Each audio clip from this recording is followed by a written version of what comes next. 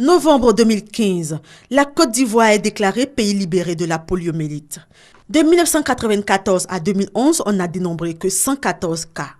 La persistance de la maladie dans certains pays de la sous-région tels que le Nigeria a freiné cet élan d'éradication. Des campagnes de vaccination conjointes ont été menées avec certains pays. Il y a eu des campagnes de vaccination, on parlait de JNV, Journée nationale de vaccination, et la vaccination aussi de routine. On fait des vaccinations qu'on appelle synchronisées.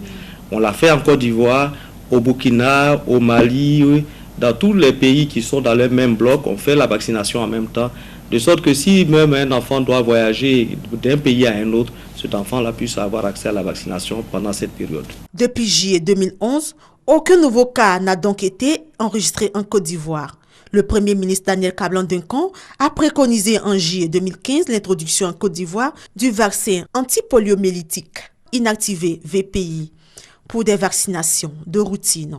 Environ 650 000 enfants ont été pris en compte par cette vaccination. Elle signalait ainsi le début de la phase finale des efforts d'éradication de la poliomyélite. La tendance que nous avons dans la lutte contre la poliomyélite, c'est d'utiliser le vaccin polio oral au début, une goutte de polio dans la bouche des enfants selon le calendrier.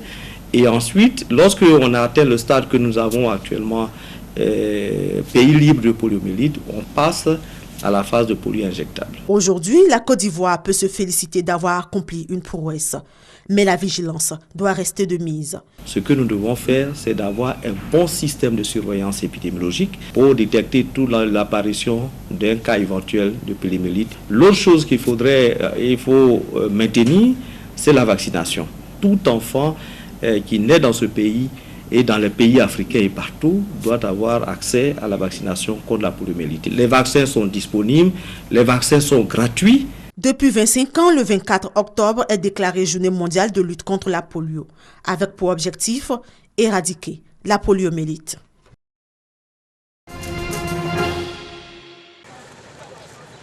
Vendredi 14h à San Pedro.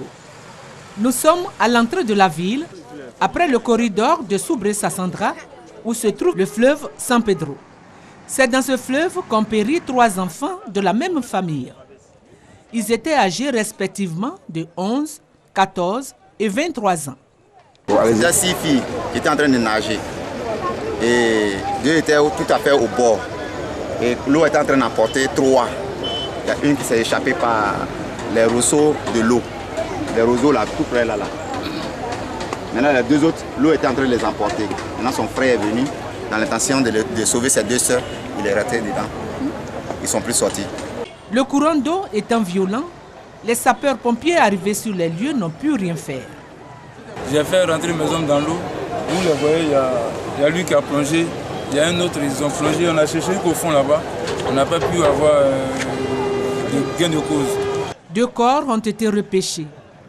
Les recherches se poursuivent pour retrouver la 3e victime. Un coup dur pour les camarades de jeu des enfants. Ils sont inconsolables. Les eaux apparemment calmes sont très souvent dangereuses. Et même les malades mentaux, comme celui-ci, s'en méfient.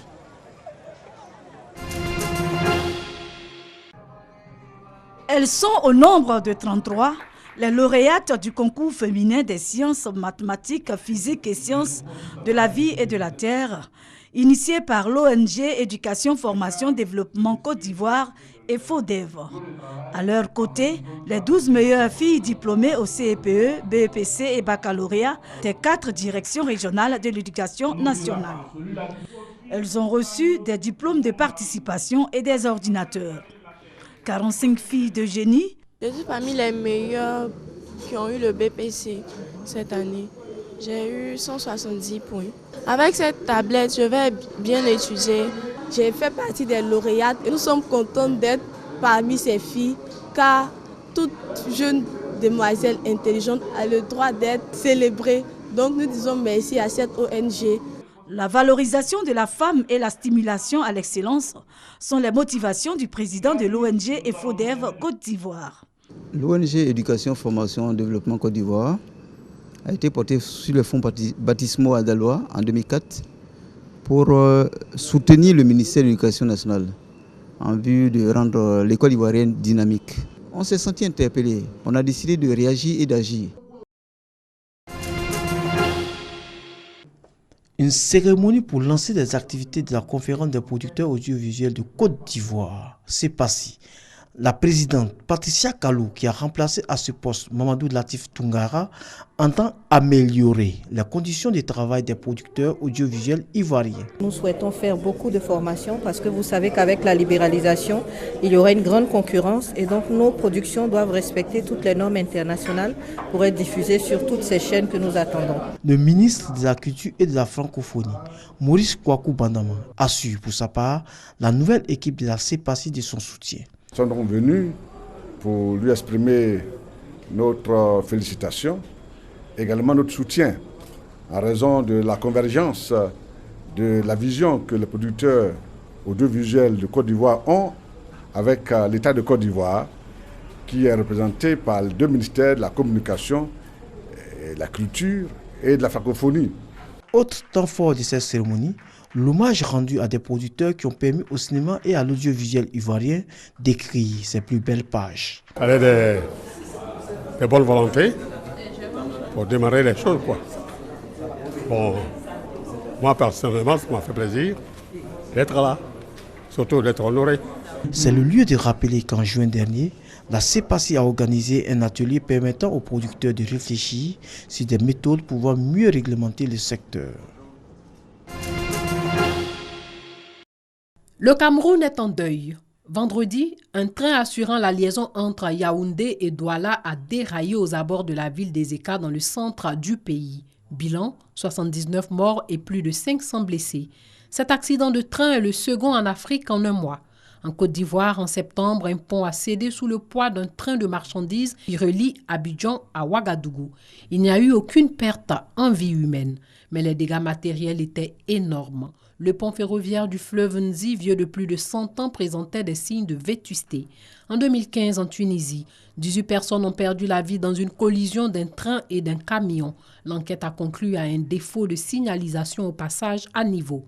Avril 2014, en République démocratique du Congo, un train de marchandises a déraillé dans le sud-est du pays. Bilan, 60 morts et 160 blessés. L'accident serait lié à l'emballement du moteur. Égypte 2012. La collision d'un bus et d'un train provoque la mort d'une cinquantaine d'enfants et du chauffeur du bus. L'accident avait même entraîné la démission du ministre des Transports de l'époque. Mai 2009, au Sénégal, un train qui relie Dakar à Bamako sort des rails. 5 personnes perdent la vie. Août 2007, la République démocratique du Congo est de nouveau frappée par un deuil. La défaillance technique d'un train a encore coûté la vie à plus de 71 personnes.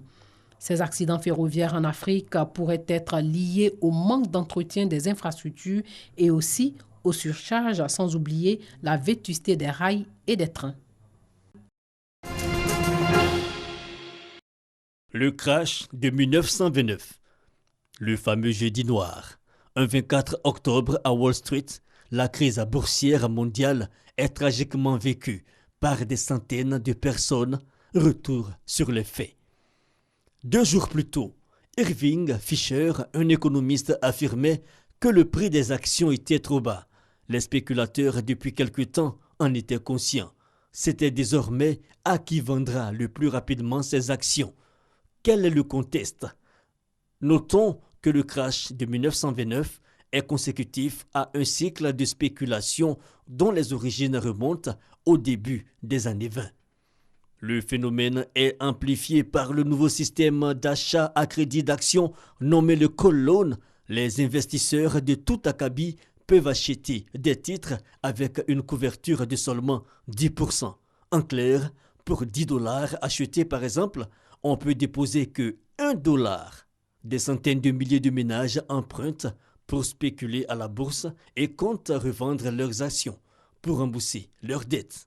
Cette spéculation sauvage est fatale à ceux-ci, puis aux entreprises et aux banques. Bientôt 13 millions de chômeurs aux États-Unis, ce qui agira sur le monde.